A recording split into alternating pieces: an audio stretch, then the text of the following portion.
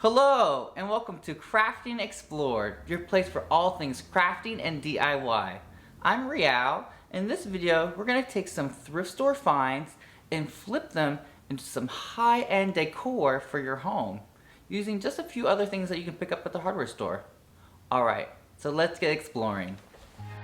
Alright, so here I have a lamp that I picked up at the thrift store. Now I got this guy for half off, so it was like $3.50. I thought that was a great steal.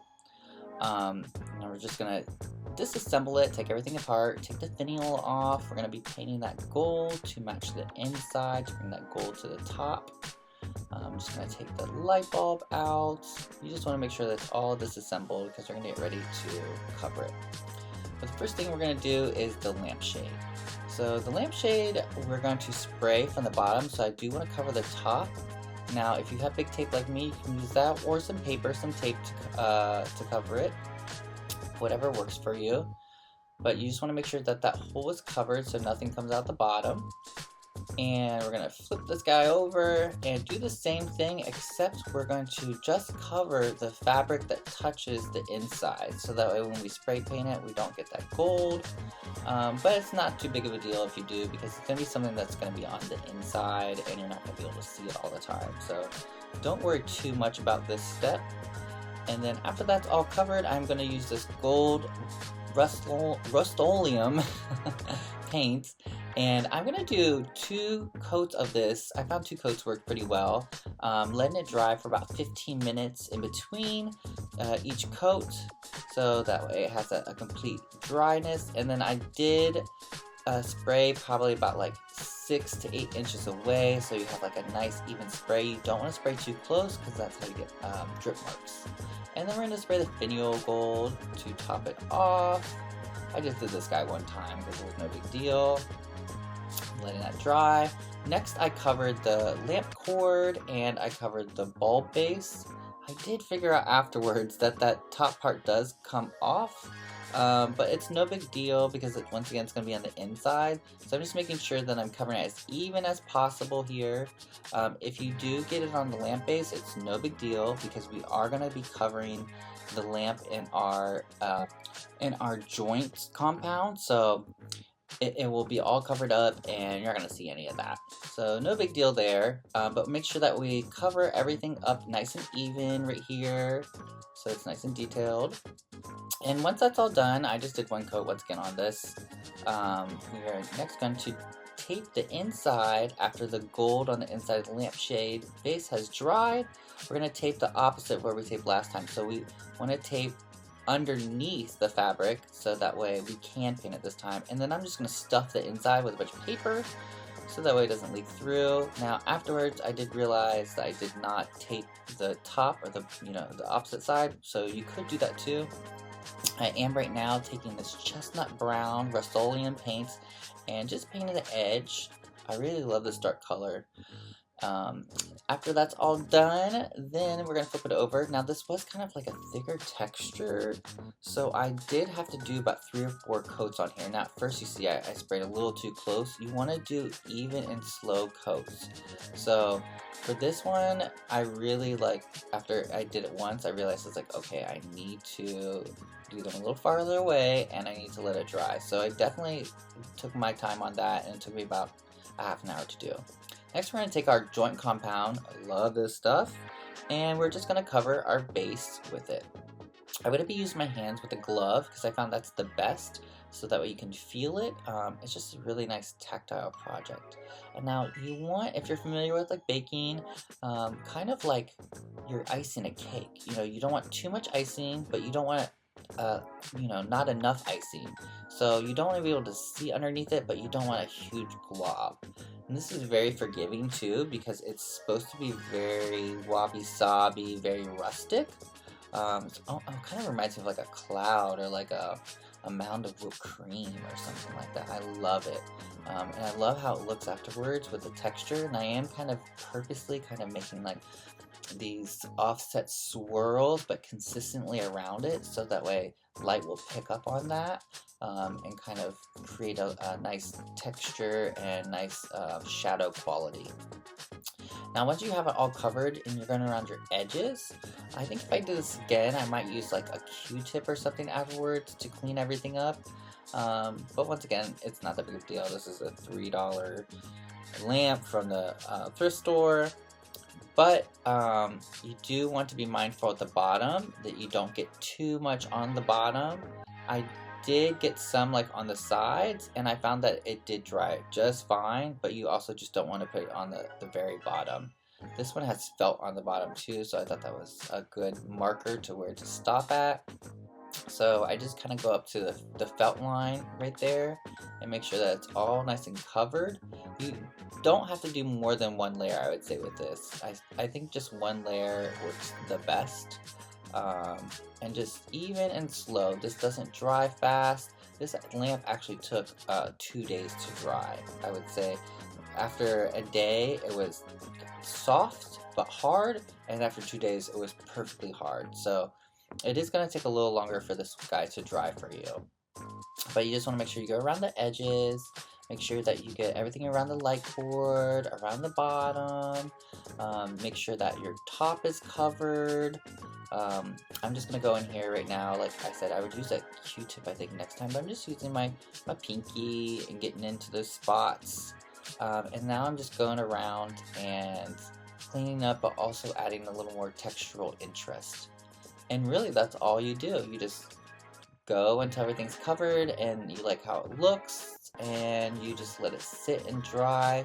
Don't disturb it. I'd let it sit at least a day before you disturbed it. And here it is, all set up. I love, you know what it reminds me of? It reminds me of a meringue.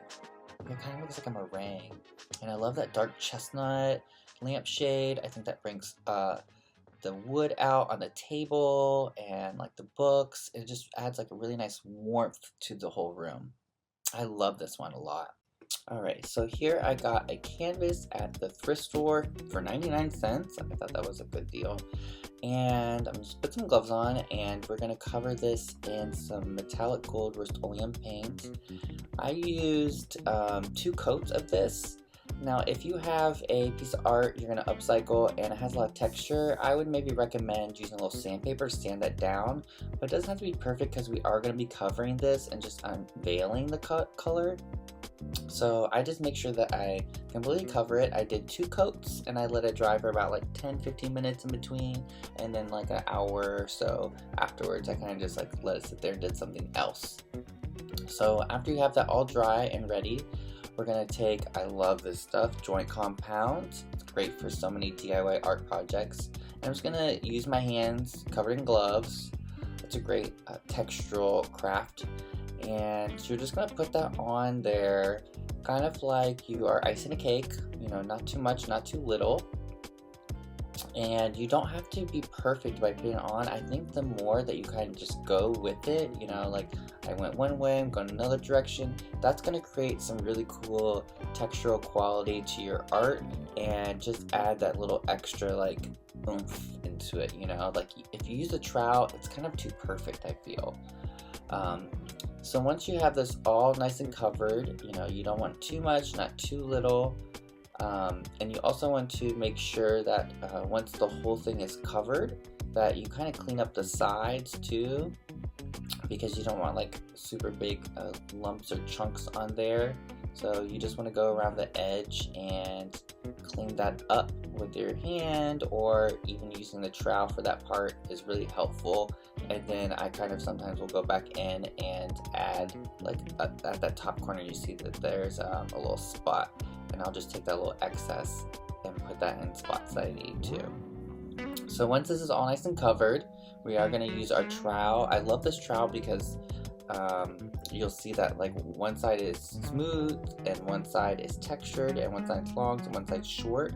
So that really helps to do all kinds of things. Now if you don't have this, you could use like a fork would be really cool, a hairbrush, anything with like a teeth feel. And you could do any pattern. Like I'm just going to do a little zigzag kind of like S, but even just like a stripe, maybe like a plaid design would be cool. And you can kind of see areas where I put a little more, how the white doesn't come all the way off. I think doing like that adds to it and kind of adds depth, you know. And if you don't like it, you can always smooth it and try again. And here we have it. Now in this light, I don't feel like you can really see the gold. You can kind of see it a lot right there at the top, but in person, it just has so much character, and it's a really great pop piece to add to your shelf or to your wall, to do on a bigger piece. I just really love this. And this is perfect for someone who doesn't craft a lot, or even like a supervised kid craft. It's just super simple. Alright, so here we are going to upcycle this vase that I got at the thrift store for $1.99. It really reminds me, I think originally from IKEA, because I have a couple of these. But anyways, so we're going to use some metallic paint, and we're going to paint the inside of it. I'm going to do kind of like a gradient. You'll see what I mean in a minute, just like spraying a lot at the bottom. But we are going to be covering this on the outside, so it doesn't have to be perfect. But you're just going to spray that until it's opaque to your liking. You could do the whole thing, or you could do the kind of gradient how I'm doing right here, and then you just let it dry. It's not too big of a deal because we're going to be doing the outside, but I did let this dry for about like 15 minutes afterwards. Now we're going to take joint compounds. I love this stuff. You can pick it up at the hardware store. It's great for so many DIY crafts around the house, and this is going to be a little bit kind of like tricky-ish, but bear with me here. You're going to basically take the joint compound and just rub it all over the vase. A kind of thinner layer. It does not have to be perfect. I think anything that is imperfection is going to add to the textural quality of this. So we're just going to make sure it's all nice and covered.